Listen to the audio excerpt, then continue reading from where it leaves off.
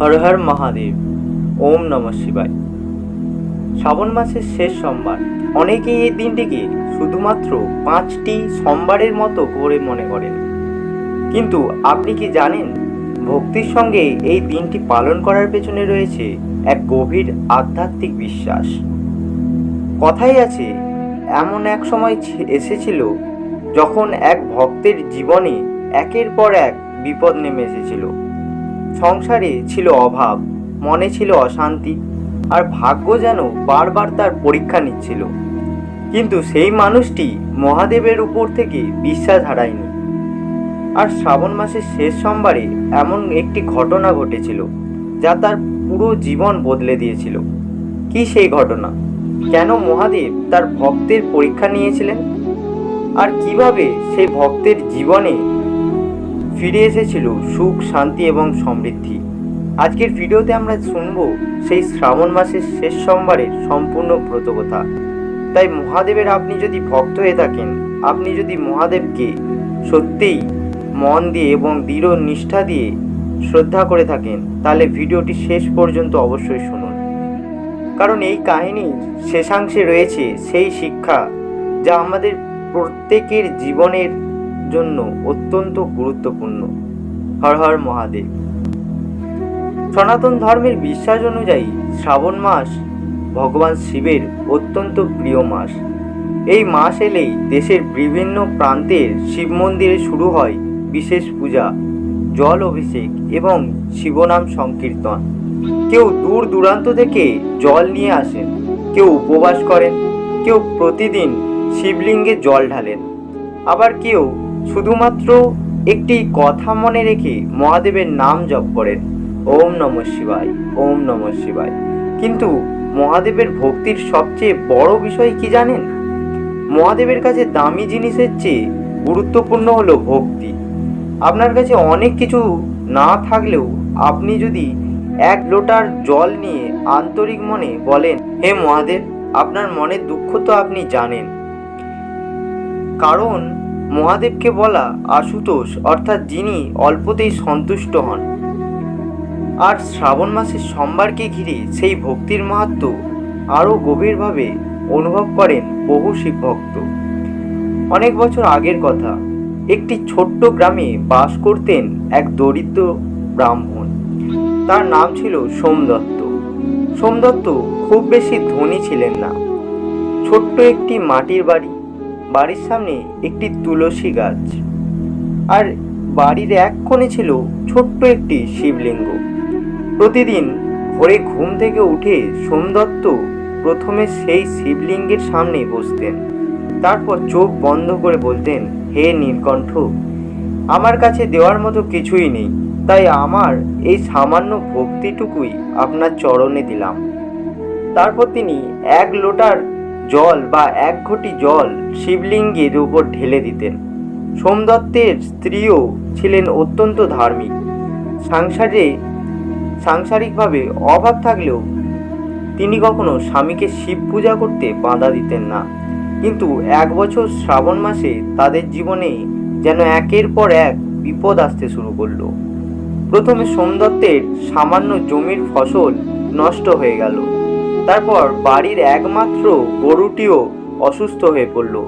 সংসারে খাবারের অভাব দেখা দিল।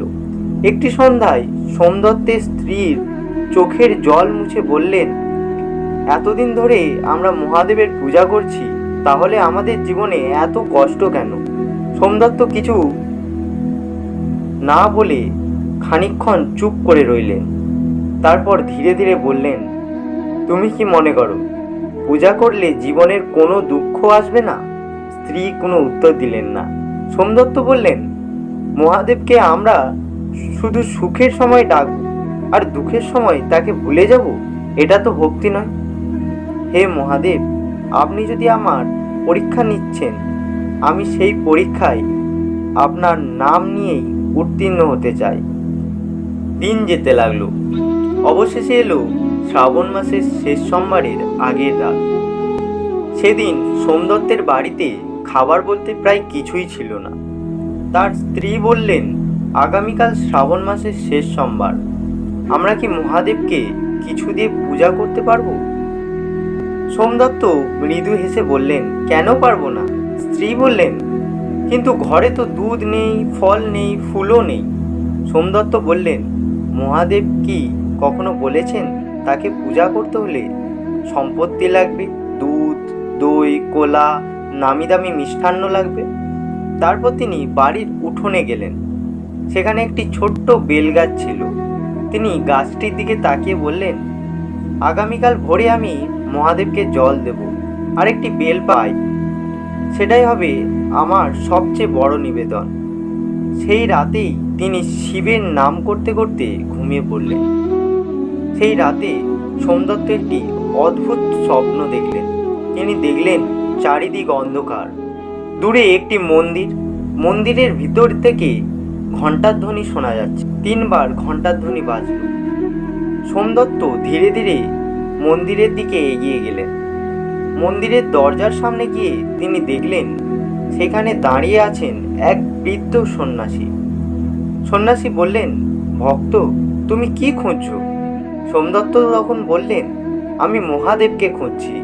সন্ন্যাসী মৃদু হেসে বললেন, মহাদেবকে খুঁজতে এত দূর কেন এসেছো?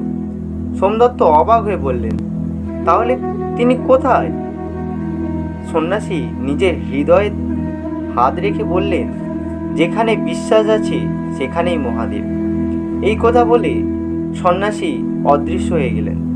আর ঠিক তখনই মন্দিরের ভিতর থেকে ভেসে এলো, সোমদত্ত, তুমি কি আমার পূজা করবে না ঠিক করেছো? তাহলে এটা কিন্তু ভেবে রাখো যে তুমি পূজা আমার যাই দিয়েই করো, আমি তোমার সর্বদাই সাথে থাকব। হে মহাদেব, আজ আমার কাছে ফুল নেই, ফল নেই, দুধও নেই, নামি দামি মিষ্টান্নও নেই, কিন্তু আমার কাছে যে জিনিসটি আছে সেটি হলো আপনার প্রতি বিশ্বাস। আপনি আমার এই সামান্য নিবেদন গ্রহণ করুন। তারপর তিনি শিবলিঙ্গে জল ঢাললেন আর ধীরে ধীরে বললেন, ওম নমঃ শিবায়, ওম নমঃ শিবায়, ওম নমঃ শিবায়। ঠিক তখনই বাইরে থেকে একটি শব্দ হলো। সোমদত্ত বাইরে এসে দেখলেন বেলগাছের নিচে পড়ে রয়েছে একটি তাজা বেলপাতা। তিনি অবাক হয়ে সেটি তুলে নিলেন। 2 হাত জোড়ো করে বললেন, মহাদেব, আপনি কি আমার এই সামান্য ভক্তি গ্রহণ করলেন? তারপর সেই বেলপাতা শিবলিঙ্গের ওপর অর্পণ করলেন। কিন্তু আসল পরীক্ষা তখনও বাকি ছিল। পূজা শেষ করে সোমদত্ত যখন বাইরে বেরোলেন, তখন দেখলেন এক বৃদ্ধ পথিক তার বাড়ির সামনে দাঁড়িয়ে আছেন। বৃদ্ধ বললেন, বাবা, আমি অনেক দূর থেকে আসছি, তোমার কাছে কি কোনো খাবার আছে? আমার খুব খিদা পেয়েছে। সোমদত্ত ঘরের দিকে তাকালেন। তার নিজের বাড়িতেই কোনো খাবার নেই। স্ত্রীও চুপ করে দাঁড়িয়েছিল। সোমদত্ত কিছুক্ষণ চিন্তা করলেন, তারপর নিজের ঘরে সেই সামান্য খাবারটুকু বৃদ্ধের সামনে এনে রাখলেন।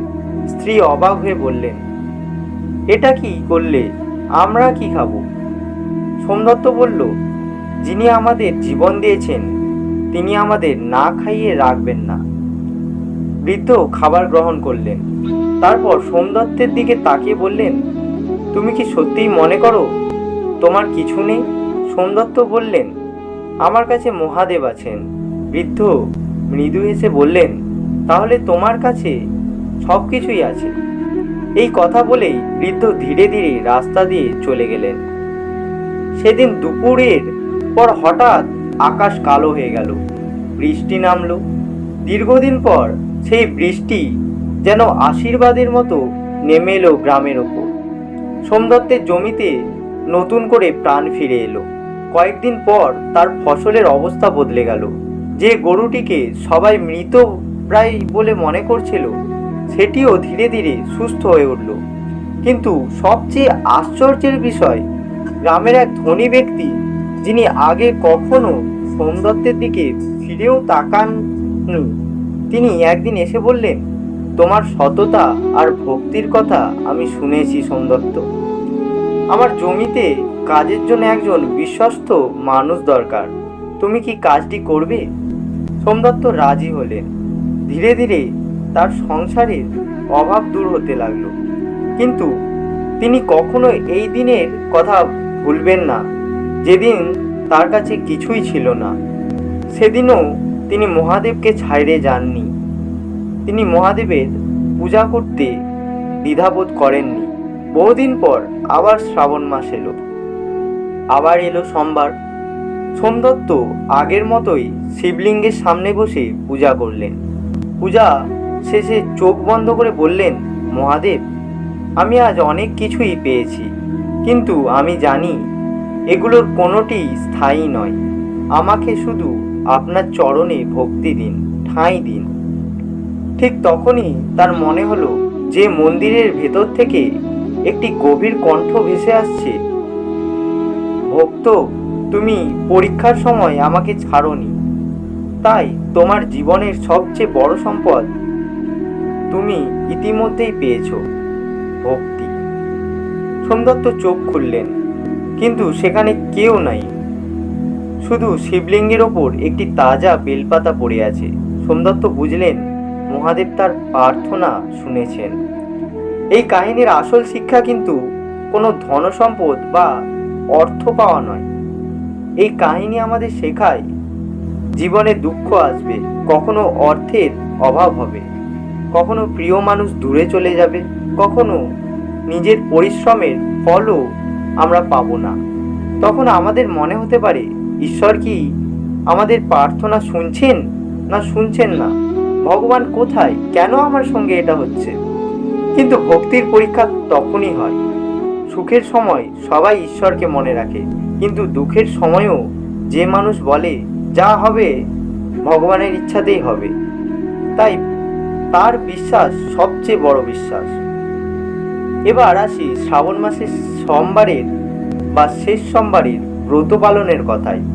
যারা নিজেদের পারিবারিক বা আঞ্চলিক প্রথা অনুযায়ী এই ব্রত পালন করেন, তারা সাধারণভাবে সকালে স্নান করে পরিষ্কার পোশাক পরতে পারেন। তারপর মহাদেবের সামনে প্রদীপ জ্বালিয়ে মন শান্ত করে প্রার্থনা করুন। শিবলিঙ্গে জল অর্পণ করা হয়। অনেকে দুধ, দই, মধু ইত্যাদি দিয়ে অভিষেকও করেন। তবে সব কিছুর আগে মনে রাখবেন, ভক্তিই কিন্তু প্রধান। বেলপাতা অর্পণ করতে পারেন, ফুল দিতে পারেন, ধূপ দীপ জ্বালাতে পারেন, আর শিবের নাম জপ করতে পারেন, যেমন ওম নমঃ শিবায়। যারা উপবাস করেন তারা নিজেদের শারীরিক সামর্থ্য ও পারিবারিক নিয়ম অনুযায়ী ব্রত পালন করবেন।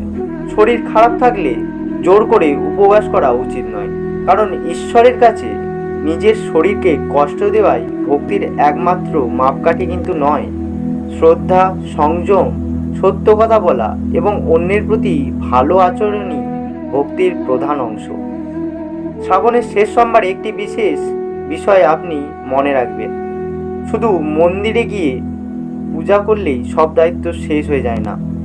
যদি সারাদিন কারো সঙ্গে অন্যায় করি, আমরা কারো মনে যদি আমরা কোনো দিন কষ্ট দিই, অসহায় মানুষকে সারাদিন অপমান করি, আর তারপর শিবের সামনে দাঁড়িয়ে আশীর্বাদ চাই, তাহলে আমাদের নিজেদের আচরণ নিয়েই ভাবতে হবে। মহাদেবের কাছে প্রার্থনা করার পাশাপাশি চেষ্টা করুন কারো ক্ষতি না করতে, মিথ্যা না বলতে, অহংকার না করতে, অন্যের প্রাপ্য কেড়ে না নিতে, আর সম্ভব হলে একজন অভাবী মানুষকে নিজের সামর্থ্য অনুযায়ী সাহায্য করতে। কারণ ভক্তি শুধু মন্দিরের ভিতরে নয়, ভক্তি মানুষের আচরণের মধ্যেও প্রকাশ পায়।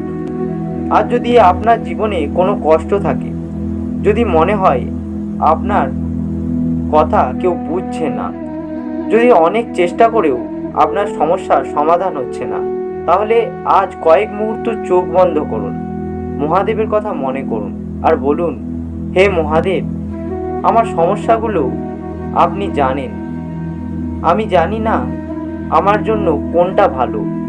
আপনি যা ভালো মনে করবেন সেটাই করুন, শুধু আমাকে সঠিক পথে থাকার শক্তি দিন। হয়তো আপনার সমস্যার সমাধান সঙ্গে সঙ্গে হবে না, কিন্তু আপনার মনটা দৃঢ় হবে, শক্ত হবে। আর অনেক সময় জীবনের সবচেয়ে বড় আশীর্বাদ হলো সমস্যার মাঝেও ভেঙে না পড়ার শক্তি। তাই শ্রাবণ মাসের এই শেষ সোমবারে মহাদেবের কাছে শুধু ধনসম্পত্তি এবং অর্থ চাইবেন না, শুধু নিজের ইচ্ছা পূরণের জন্য প্রার্থনা করবেন না।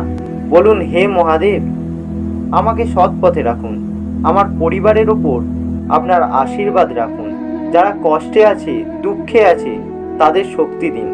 যারা অসুস্থ তাদের সুস্থতার পথ দেখান। যারা দুঃখে আছে তাদের মনে শান্তি দিন। আর আমার অহংকার দূর করে আমাকে আপনার ভক্তি দিন। কারণ জীবনে অনেক কিছু হারিয়ে গেলেও মহাদেবের প্রতি বিশ্বাস হারিয়ে ফেলবেন না। মনে রাখবেন, যে মানুষ অন্ধকারের মধ্যেও ঈশ্বরের নাম নিতে পারে তার হৃদয়ের ভেতরে কখনো অন্ধকার থাকে না। আর এই ছিল শ্রাবণ মাসের শেষ সোমবারকে ঘিরে আমাদের আজকের ব্রতকথা। আপনি যদি মহাদেবের ভক্ত হন তাহলে কমেন্টে লিখুন হর হর মহাদেব। আর এই ভিডিওটা যদি আপনার ভালো লেগে থাকে তাহলে ভিডিওটিতে একটি লাইক অবশ্যই কিন্তু করে যান। আপনার পরিবারের এমন একজন মানুষকে ভিডিওটি শেয়ার করুন যিনি মহাদেবের ভক্ত। আর ব্যর্থ জীবন চ্যানেলে এমন আরও ধর্মীয় কাহিনী, ব্রতকথা ও সনাতন ধর্মের বিষয়ে জানতে অবশ্যই সাবস্ক্রাইব করে পাশে থাকুন। শেষে সবাই একসঙ্গে চলুন বলি হর হর মহাদেব, ওম নমঃ শিবায়, হর হর মহাদেব।